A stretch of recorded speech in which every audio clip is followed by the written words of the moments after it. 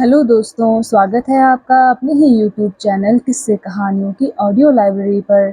अभी हम सुन रहे हैं मुंशी प्रेमचंद्र द्वारा रचित उपन्यास प्रेमाश्रम का भाग 11। तो चलिए सुनते हैं आज का भाग। राय साहब को नैनीताल आए हुए 1 महीना हो गया है। एक सुरम्य झील के किनारे हरे भरे वृक्षों के कुंज में उनका बंगला स्थित है, जिसका 1000 रुपया मासिक किराया देना पड़ता है। कई घोड़े हैं, कई मोटर गाड़ियां, बहुत से नौकर। यहाँ वह राजाओं की भांति शान से रहते हैं।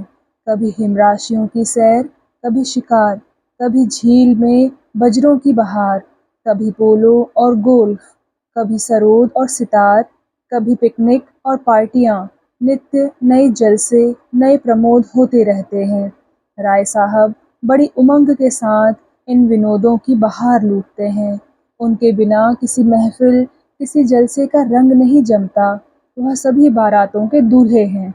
व्यवस्थापक सभा की बैठकें नियमित समय पर हुआ करती हैं, पर मेंबरों के राग रंग को देखकर यह अनुमान करना कठिन है कि वह आमोद को अधिक महत्व का विषय समझते हैं या व्यवस्थाओं के संपादन को। किंतु ज्ञान शंकर के हृदय की कली यहाँ भी ना खिली। राय साहब ने उन्हें यहाँ के समाज से परिचित करा दिया। उन्हें नित्य दावतों और जलसों में अपने साथ ले जाते, अधिकारियों से उनके गुणों की प्रशंसा करते, यहाँ तक कि उन्हें लेडियों से भी इंट्रोड्यूस कराया। इससे ज्यादा वह और क्या कर सकते थे। इस भित्ति पर दीवार उठाना उनका काम था, पर उनकी दशा उस पौधे की सी थी जो प्रतिकूल परिस्थिति में जाकर माली के सुव्यवस्था करने पर भी दिनों दिन सूखता जाता है। ऐसा जान पड़ता था कि वह किसी गहन घाटी में रास्ता भूल गए हैं। रत्न जड़ित लेडियों के सामने वह शिष्टाचार के नियमों के ज्ञाता होने पर भी झेंपने लगते थे। राय साहब उन्हें प्रायः एकांत में सभ्य व्यवहार के उपदेश किया करते, स्वयं नमूना बन उन्हें सिखाते। पुरुषों से क्यों कर बिना प्रयोजन ही मुस्कुराकर बातें करनी चाहिए, महिलाओं के रूप लावण्य की कैसे सराहना करनी चाहिए। किंतु अवसर पड़ने पर ज्ञान शंकर का मतिहरण हो जाता था। उन्हें आश्चर्य होता था कि राय साहब इस वृद्धावस्था में भी लेडियों के साथ कैसे घुल मिल जाते हैं, किस अंदाज से बातें करते हैं कि बनावट का ध्यान ही नहीं हो सकता, मानो इसी जलवायु में उनका पालन पोषण हुआ है। एक दिन वह झील के किनारे एक बेंच पर बैठे हुए थे। कई लेडियां एक बजरे पर जल क्रीड़ा कर रही थीं। इन्हें पहचान कर उन्होंने इशारे से बुलाया और सैर करने की दावत दी। इस समय ज्ञान शंकर की मुखाकृति देखते ही बनती थी। उन्हें इनकार करने के शब्द न मिले। भय हुआ कि कहीं असभ्यता न समझी जाए। झेंपते हुए बजरे में जा बैठे, पर सूरत बिगड़ी हुई, खेद और ग्लानि की सजीव मूर्ति। हृदय पर एक पहाड़ का बोझ रखा हुआ था। लेडियों ने उनकी यह दशा देखी तो आड़े हाथों लिया और इतनी फप्तियां उड़ाई, इतना बनाया कि इस समय कोई ज्ञान शंकर को देखता तो पहचान ना सकता। मालूम होता था आकृति ही बिगड़ गई है, मानो कोई बंदर का बच्चा नटखट लड़कों के हाथों पड़ गया हो। आंखों में आंसू भरे एक कोने में दब के सिमटे बैठे हुए अपने दुर्भाग्य को रो रहे थे।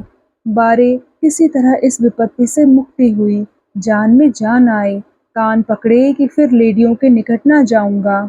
शनै शनै ज्ञान शंकर को इन खेल तमाशों से अरुचि होने लगी। अंगूर खट्टे हो गए। ईर्ष्या, जो अपनी क्षुद्रताओं की स्वीकृति है, हृदय का कांटा बन गई। रात दिन इसकी टीस रहने लगी। उच्चाकांक्षाएं उन्हें पर्वत के पाद स्थल तक ले गई, लेकिन ऊपर न ले जा सकी। वही हिम्मत हार कर बैठ गए और उस धुन के पूरे साहसी पुरुष की निंदा करने लगे जो गिरते पड़ते ऊपर चले जाते थे। यह क्या पागलपन है। लोग खामख्वा अंग्रेजियत के पीछे लट्टू लिए फिरते हैं। थोड़ी सी ख्याति और सत्ता के लिए इतना झंझट, और इतने रंग रोगन पर भी असलियत का कहीं पता नहीं। सब के सब बहरूपीय मालूम होते हैं। अंग्रेज लोग इनके मुंह पर चाहे ना हंसे, पर मित्र मंडली में सब इन पर तालियां बजाते होंगे। और तो और लोग लेडियों के साथ नाचने पर भी मरते हैं। कैसी निर्लज्जता है, कैसी बेहयाई, जाति के नाम पर धब्बा लगाने वाली। राय साहब भी विचित्र जीव हैं। इस अवस्था में आपको भी नाचने की धुन है। ऐसा मालूम होता है मानो उच्छृंखलता संदेह होकर दूसरों का मुंह चिढ़ा रही है। डॉक्टर चंद्रशेखर कहने को तो दर्शन के ज्ञाता हैं, पुरुष और प्रकृति जैसे गहन विषयों पर लच्छेदार वक्तृताएं देते हैं, लेकिन नाचने लगते हैं तो सारा पांडित्य धूल में मिल जाता है। वह तो राजा साहब हैं, इंद्र कुमार सिंह, मटके की भांति तोंद निकली हुई है, लेकिन आप भी अपना नृत्य कौशल दिखाने पर उधार खाए हुए हैं। और तुर्रा यह कि सब के सब जाति के सेवक और देश के भक्त बनते हैं, जिसे देखिए भारत की दुर्दशा पर आंसू बहाता नजर आता है। यह लोग विलासमय होटलों में शराब और लेमोनेड पीते हुए देश की दरिद्रता और अधोगति का रोना रोते हैं। यह भी फैशन में दाखिल हो गया है। इस भांति ज्ञान शंकर की ईर्ष्या देशानुराग के रूप में प्रकट हुई। असफल लेखक समालोचक बन बैठा। अपनी असमर्थता ने साम्यवादी बना दिया। यह सभी रंगे हुए सियार हैं, लुटेरों का जत्था है। किसी को खबर नहीं कि गरीबों पर क्या बीत रही है। किसी के हृदय में दया नहीं। कोई राजा है, कोई तालुकेदार, कोई महाजन, सभी गरीब का खून चूसते हैं, गरीबों के झोपड़ों में सेंध मारते हैं और यहाँ आकर देश की अवनति का पचड़ा गाते हैं। भला यही है कि अधिकारी वर्ग इन महानुभावों को मुंह नहीं लगाते, कहीं वह इनकी बातों में आ जाएं और देश का भाग्य इनके हाथों में दे दें तो जाति का कहीं नामो निशान न रहे। यह सब दिन दहाड़े लूट खाएं। कोई इन भले मानुसों से पूछे, आप जो यहाँ लाखों रुपए सैर सपाटों में उड़ा रहे हैं, उससे जाति को क्या लाभ हो रहा है?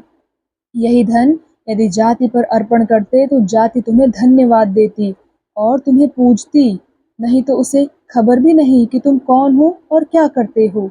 उनके लिए तुम्हारा होना ना होना दोनों बराबर है। प्रार्थी को इस बात से संतोष नहीं होता कि तुम दूसरों से सिफारिश करके उसे कुछ दिला दोगे। उसे संतोष होगा जब तुम स्वयं अपने पास से थोड़ा सा निकाल कर उसे दे दो। ये द्रोहात्मक विचार ज्ञान शंकर के चित्त को मथने लगे। वाणी उन्हें प्रकट करने के लिए व्याकुल होने लगी। एक दिन वह डॉक्टर चंद्रशेखर से उलझ पड़े। इसी प्रकार एक दिन राजा इंद्र कुमार से विवाद कर बैठे और मिस्टर हरिदास बैरिस्टर से तो एक दिन हाथापाई की नौबत आ गई। परिणाम यह हुआ कि लोगों ने ज्ञान शंकर का बहिष्कार करना शुरू किया, यहाँ तक कि राय साहब के बंगले पर आना भी छोड़ दिया। किंतु जब ज्ञान शंकर ने अपने विचारों को एक प्रसिद्ध अंग्रेजी पत्रिका में प्रकाशित कराया तो सारे नैनीताल में हलचल मच गई। जिसके मस्तिष्क से ऐसे उत्कृष्ट भाव प्रकट हो सकते थे, उसे झक्की या बक्की समझना असंभव था। शैली ऐसी सजीव, चुटकियां ऐसी तीव्र, व्यंग ऐसे मीठे और उक्तियां ऐसी मार्मिक थी कि लोगों को उसकी चोटों में भी आनंद आता था। नैनीताल का एक वृहद चित्र था। चित्रकार ने प्रत्येक चित्र के मुख पर उसका व्यक्तित्व ऐसी कुशलता से अंकित कर दिया था कि लोग मन ही मन कट कर रह जाते थे। लेख में ऐसे कटाक्ष थे कि उसके कितने ही वाक्य लोगों की जबान पर चढ़ गए।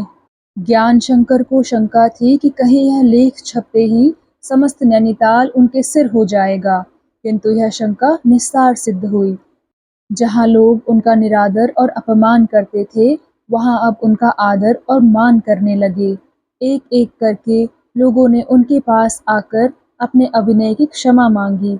सबके सब एक दूसरे पर की गई चोटों का आनंद उठाते थे। डॉक्टर चंद्रशेखर और राजा इंद्र कुमार में बड़ी घनिष्ठता थी, किंतु राजा साहब पर दो मुँहे सांप की फप्ती डॉक्टर महोदय को लोट-पोट कर देती थी। राजा साहब भी डॉक्टर महाशय की प्रौढ़ा से उपमा पर मुग्ध हो जाते थे। उनकी घनिष्ठता इस द्वेषमय आनंद में बाधक न होती थी। यह चोटें और चुटकियां सर्वथा निष्फल न हुई। सैर तमाशों में लोगों का उत्साह कुछ कम हो गया। अगर अंतःकरण से नहीं तो केवल ज्ञान शंकर को खुश करने के लिए लोग उनसे सार्वजनिक प्रस्तावों में सम्मति लेने लगे। ज्ञान शंकर का साहस और भी बढ़ा। वह खुल्लम खुल्ला लोगों को फटकारे सुनाने लगे। निंदक से उपदेशक बन बैठे। उनमें आत्मगौरव का भाव उदय हो गया। अनुभव हुआ कि इन बड़े बड़े उपाधिधारियों और अधिकारियों पर कितनी सुगमता से प्रभुत्व जमाया जा सकता है। केवल एक लेख ने उनकी धाक बिठा दी। सेवा और दया के जो पवित्र भाव उन्होंने चित्रित किए, उनका स्वयं उनकी आत्मा पर भी असर हुआ। शोक इस अवस्था का शीघ्र ही अंत हो गया। क्वार का आरंभ होते ही नैनीताल से डेरे कूच करने लगे और आधे क्वार तक सब बस्ती उजाड़ हो गई। ज्ञान शंकर फिर उसी कुटिल स्वार्थ की उपासना करने लगे।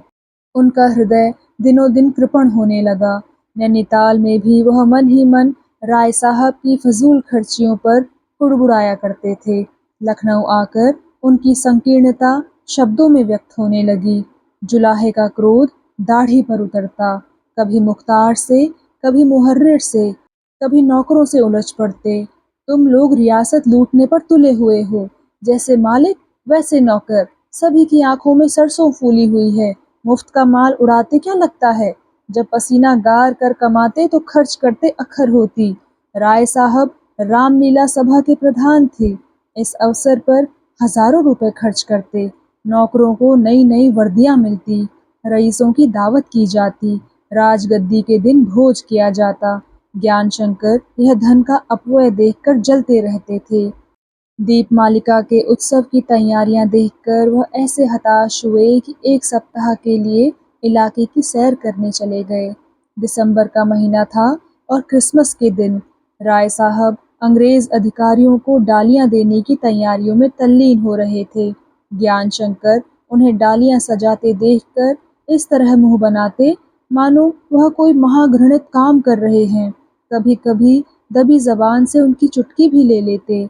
उन्हें छेड़कर तर्क वितर्क करना चाहते। राय साहब पर इन भावों का जरा भी असर न होता।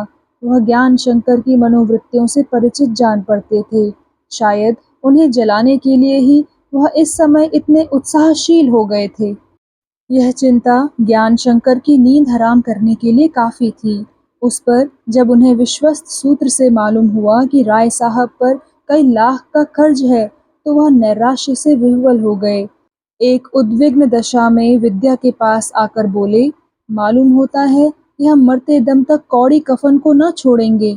मैं आज ही इस विषय में इनसे साफ साफ बातें करूंगा और कह दूंगा कि यदि आप अपना हाथ न रोकेंगे तो मुझसे भी जो कुछ बन पड़ेगा कर डालूंगा। विद्या बोली, उनकी जायदाद है, तुम्हें रोक टोक करने का क्या अधिकार है? कितना ही उड़ाएंगे तब भी हमारे खाने भर को बचा ही रहेगा। भाग्य में जितना बदा है उससे अधिक थोड़े ही मिलेगा। ज्ञान शंकर बोले, भाग्य के भरोसे बैठकर अपनी तबाही तो नहीं देखी जाती। विद्या बोली, और अगर भैया जीते होते तब? ज्ञान शंकर बोले, तब दूसरी बात थी। मेरा इस जायदाद से कोई संबंध न रहता। मुझको उसके बनने बिगड़ने की चिंता न रहती। किसी चीज पर अपनेपन की छाप लगते ही हमारा उससे आत्मिक संबंध हो जाता है। किंतु हाँ, दुर्दैव, ज्ञान शंकर की विषाद चिंताओं का यहीं तक अंत न था।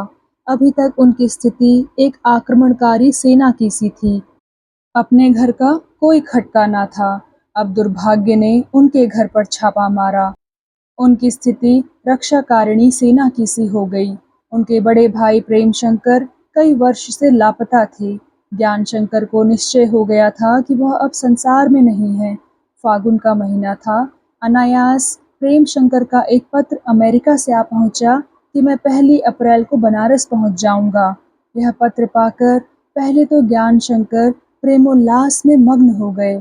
इतने दिनों के वियोग के बाद भाई से मिलने की आशा ने चित्त को गदगद कर दिया। पत्र लिए हुए विद्या के पास आकर यह शुभ समाचार सुनाया।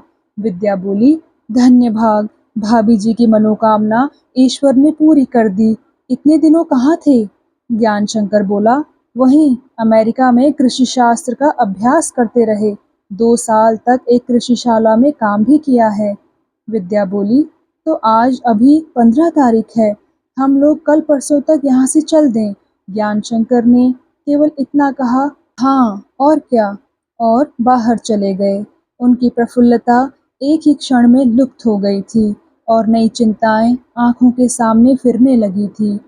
जैसे कोई जीर्ण रोगी किसी उत्तेजक औषधि के असर से एक क्षण के लिए चैतन्य होकर फिर उसी जीर्णावस्था में विलीन हो जाता है। उन्होंने अब तक जो मंसूबे बांधे थे, जीवन का जो मार्ग स्थिर किया था, उसमें अपने सिवाय किसी अन्य व्यक्ति के लिए जगह न रखी थी। वह सब कुछ अपने लिए चाहते थे। अब इन व्यवस्थाओं में 2 परिवारों का निर्वाह होना कठिन था। लखनपुर के 2 हिस्से करने पड़ेंगे। ज्यों-ज्यों वह इस विषय पर विचार करते थे, समस्या और भी जटिल होती जाती थी, चिंताएं और भी विषम होती जाती थी। यहाँ तक कि शाम होते-होते उन्हें अपनी अवस्था असह्य प्रतीत होने लगी। वे अपने कमरे में उदास बैठे हुए थे कि राय साहब आकर बोले, तुमने तो अभी कपड़े भी ना पहने, क्या सैर करने ना चलोगे? ज्ञान शंकर बोला, जी नहीं, आज जी नहीं चाहता। राय साहब बोले, कैसर बाग में आज बैंड होगा, हवा कितनी प्यारी है। ज्ञान शंकर बोला, मुझे आज क्षमा कीजिएगा। राय साहब बोले, अच्छी बात है, मैं भी ना जाऊंगा। आजकल कोई लेख लिख रहे हो या नहीं? ज्ञान शंकर बोला, जी नहीं, इधर तो कुछ नहीं लिखा। राय साहब बोले, तो अब कुछ लिखो। विषय और सामग्री मैं देता हूँ। सिपाही की तलवार में मोर्चा न लगना चाहिए। पहला लेख तो इस साल के बजट पर लिख दो और दूसरा गायत्री पर। ज्ञान शंकर बोले, मैंने तो आज तक कोई बजट संबंधी लेख आद्योपांत में पढ़ा ही नहीं, उस पर कलम कैसे उठाऊं? राय साहब बोले, अजी तो उसमें करना ही क्या है? बजट को कौन पढ़ता है और कौन समझता है? आप केवल शिक्षा के लिए और धन की आवश्यकता दिखाइए, शिक्षा के महत्व का थोड़ा सा उल्लेख कीजिए, स्वास्थ्य रक्षा के लिए और धन मांगिए और उसके मोटे मोटे नियमों पर 2-4 टिप्पणियां कर दीजिए। पुलिस के व्यय में वृद्धि अवश्य ही हुई होगी, मानी हुई बात है। आप उसमें कमी पर जोर दीजिए और नई नहरें निकालने की आवश्यकता दिखाकर लेख समाप्त कर दीजिए। बस अच्छी खासी बजट की समालोचना हो गई। लेकिन यह बातें ऐसे विनम्र शब्दों में लिखिए और अर्थ सचिव की योग्यता की और कार्यपटुता की ऐसी प्रशंसा कीजिए कि वह बुलबुल हो जाए और समझे कि मैंने उसके मंतव्यों पर खूब विचार किया है। शैली तो आपकी सजीव है ही। इतना यत्न और कीजिएगा कि एक एक शब्द से मेरी बहुज्ञता और पांडित्य टपके। इतना बहुत है। हमारा कोई प्रस्ताव माना तो जाएगा नहीं, फिर बजट के लेखों को पढ़ना और उस पर विचार करना व्यर्थ है। ज्ञान शंकर बोला, और गायत्री देवी के विषय में क्या लिखना होगा? राय साहब बोले, बस एक संक्षिप्त सा जीवन वृत्तांत हो, कुछ मेरे कुल का, कुछ उसके कुल का हाल लिखिए, उसकी शिक्षा का जिक्र कीजिए, फिर उसके पति की मृत्यु का वर्णन करने के बाद उसके सुप्रबंध और प्रजारंजन का जरा बढ़ाकर विस्तार के साथ उल्लेख कीजिए। गत 3 वर्षों में विविध कामों में उसने जितने चंदे दिए हैं और अपने असामियों की सुदशा के लिए जो व्यवस्थाएं की हैं, उनके नोट मेरे पास मौजूद हैं। उससे आपको बहुत मदद मिलेगी। उस ढांचे को सजीव और सुंदर बनाना आपका काम है। अंत में लिखिएगा कि ऐसी सुयोग्य और विदुषी महिला का अब तक किसी पद से सम्मानित न होना शासनकर्ताओं की गुण ग्राहकता का परिचय नहीं देता है। सरकार का कर्तव्य है कि उन्हें किसी उच्च उपाधि से विभूषित करके सत्कार्यों में प्रोत्साहित करे। लेकिन जो कुछ लिखिए जल्द लिखिए, विलंब से काम बिगड़ जाएगा। ज्ञान शंकर बोला, बजट की समालोचना तो मैं कल तक लिख दूंगा, लेकिन दूसरे लेख में अधिक समय लगेगा। मेरे बड़े भाई जो बहुत दिनों से गायब थे, पहली तारीख को घर आ रहे हैं। उनके आने से पहले हमें वहां पहुंच जाना चाहिए। राय साहब बोले, वह तो अमेरिका चले गए थे। ज्ञान शंकर ने जवाब दिया, जी हाँ, वहीं से पत्र लिखा है। राय साहब ने पूछा, कैसे आदमी है? ज्ञान शंकर बोला, इस विषय में क्या कह सकता हूँ, आने पर मालूम होगा कि उनके स्वभाव में क्या परिवर्तन हुआ है। यूं तो बहुत शांत प्रकृति और विचारशील थे। राय साहब बोले, लेकिन आप जानते हैं कि अमेरिका की जलवायु बंधु प्रेम के भाव की पोषक नहीं है। व्यक्तिगत स्वार्थ वहाँ के जीवन का मूल तत्व है और आपके भाई साहब पर उसका असर जरूर ही पड़ा होगा। ज्ञान शंकर बोला, देखना चाहिए, मैं अपनी तरफ से तो उन्हें शिकायत का मौका ना दूंगा। राय साहब बोले, आप दें या ना दें, वह स्वयं ढूंढ निकालेंगे। संभव है मेरी शंका निर्मूल हो, मेरी हार्दिक इच्छा है कि निर्मूल हो, पर मेरा अनुभव है कि विदेश में बहुत दिनों तक रहने से प्रेम का बंधन शिथिल हो जाता है। ज्ञान शंकर अब अपने मनोभावों को छिपा ना सके, खुलकर बोले, मुझे भी यही भय है, जब 6 साल में उन्होंने घर पर एक पत्र तक नहीं लिखा, तो विदित ही है कि उनमें आत्मीयता का आधिक्य नहीं है। आप मेरे पिता तुल्य हैं, आपसे पर्दा क्या? इनके आने से मेरे सारे मंसूबे मिट्टी में मिल गए। मैं समझा था चाचा साहब से अलग होकर 2-4 वर्षों में मेरी दशा कुछ सुधर जाएगी। मैंने ही चाचा साहब को अलग होने पर मजबूर किया। जायदाद की बाँट भी अपनी इच्छा के अनुसार की, जिसके लिए चाचा साहब की संतान मुझे सदैव कोसती रहेगी। किंतु सब किया कराया बेकार गया। राय साहब बोले, कहीं उन्होंने गत वर्षों के मुनाफे का दावा कर दिया तो आप बड़ी मुश्किल में फंस जाएंगे। इस विषय में वकीलों की सम्मति लिए बिना आप कुछ न कीजिएगा। इस भांति ज्ञान शंकर की शंकाओं को उत्तेजित करने में राय साहब का आशय क्या था, इसका समझना कठिन है। शायद यह उनके हृदयगत भावों की था लेना चाहते थे, अथवा उनकी शुद्रता और स्वार्थपरता का तमाशा देखने का विचार था। वह तो यह चिंगारी दिखाकर हवा खाने चल दिए, और बेचारे ज्ञान शंकर अग्निदाह में जलने लगे। उन्हें इस समय नाना प्रकार की शंकाएं हो रही थी। उनका वह तत्क्षण समाधान करना चाहते थे। क्या भाई साहब गत वर्षों के मुनाफे का दावा कर सकते हैं? यदि वह ऐसा करें तो मेरे लिए भी निकास का कोई उपाय है या नहीं? क्या राय साहब को अधिकार है कि रियासत पर ऋणों का बोझ लादते जाएं? उनकी फजूल खर्ची को रोकने की कोई कानूनी तदबीर हो सकती है या नहीं? इन प्रश्नों से ज्ञान शंकर के चित्त में घोर अशांति हो रही थी। उनकी मानसिक वृत्तियां जल रही थी। वह उठकर राय साहब के पुस्तकालय में गए और एक कानून की किताब निकालकर देखने लगे। इस किताब से शंका निवृत्त न हुई। दूसरी किताब निकाली, यहाँ तक कि थोड़ी देर में मेज पर किताबों का ढेर लग गया। कभी इस पोथी के पन्ने उलटते थे, कभी उस पोथी के, किंतु किसी प्रश्न का संतोषप्रद उत्तर न मिला। हताश होकर वे इधर-उधर ताकने लगे। घड़ी पर निगाह पड़ी, 10 बजने वाले थे। किताब समेटकर रख दी। भोजन किया, लेटे, किंतु नींद कहाँ? चित्त की चंचलता निद्रा की बाधक है।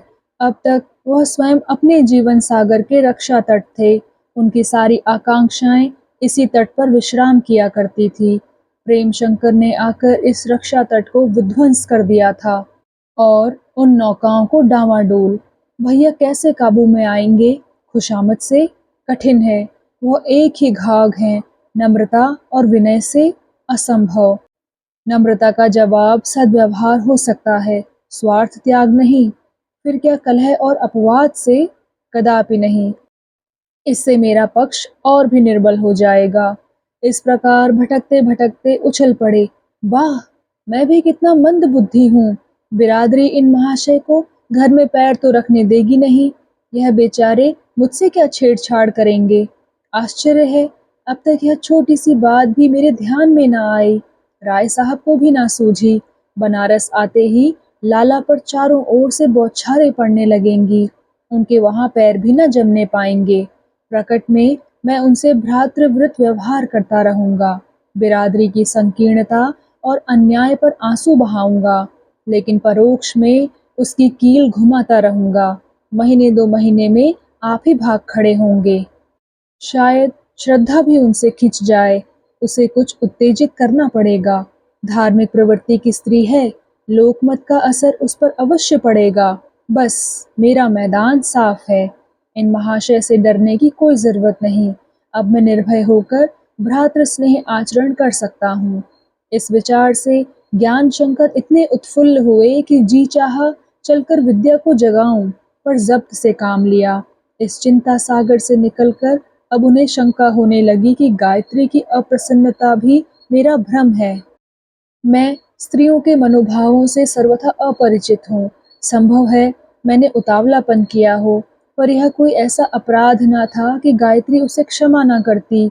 मेरे दुस्साहस पर अप्रसन्न होना उसके लिए स्वाभाविक बात थी। कोई गौरवशाली रमणी इतनी सहज रीति से वशीभूत नहीं हो सकती। अपने सतीत्व रक्षा का विचार स्वभावतः उसकी प्रेम वासना को दबा देता है। ऐसा ना हो तो भी वह अपनी उदासीनता और अनिच्छा प्रकट करने के लिए कठोरता का स्वांग भरना आवश्यक समझती है। शायद इससे उसका अभिप्राय प्रेम परीक्षा होता है। वह एक अमूल्य वस्तु है और अपनी दर गिराना नहीं चाहती। मैं अपनी असफलता से ऐसा दबा कि फिर सिर उठाने की हिम्मत ही ना पड़ी। वह यहाँ कई दिन रही। मुझे जाकर उससे क्षमा मांगनी चाहिए थी। वह क्रुद्ध होती तो शायद मुझे झिड़क देती। वह स्वयं निर्दोष बनना चाहती थी और सारा दोष मेरे सिर रखती। मुझे यह वाक प्रहार सहना चाहिए था और थोड़े दिनों में मैं उसके हृदय का स्वामी होता। यह तो मुझसे हुआ नहीं, उल्टे आप ही रूठ बैठा। स्वयं उससे आंखें चुराने लगा। उसने अपने मन में मुझे बोदा, साहसहीन, मेरा बुद्धू समझा होगा। खैर, अब कसर पूरी हुई जाती है। यह मानो अंतः प्रेरणा है। इस जीवन चरित्र के निकलते ही उसकी अवज्ञा और अभिमान का अंत हो जाएगा। मान प्रतिष्ठा पर जान देती है। राय साहब स्वयं स्त्री के भेष में अवतरित हुए हैं। उनकी यह आकांक्षा पूरी हुई तो फूली ना समाएगी, और जो कहीं रानी की पदवी मिल गई तो वह मेरा पानी भरेगी। भैया के झमेले से छुट्टी पाऊं तो यह खेल शुरू करूं। मालूम नहीं अपने पत्रों में कुछ मेरा कुशल समाचार भी पूछती है या नहीं। चलूं विद्या से पूछूं, अब कि वह इस प्रबल इच्छा को ना रोक सके। विद्या बगल के कमरे में सोती थी। जाकर उसे जगाया। चौंक कर उठ बैठी और बोली, क्या है, अभी तक सोए नहीं?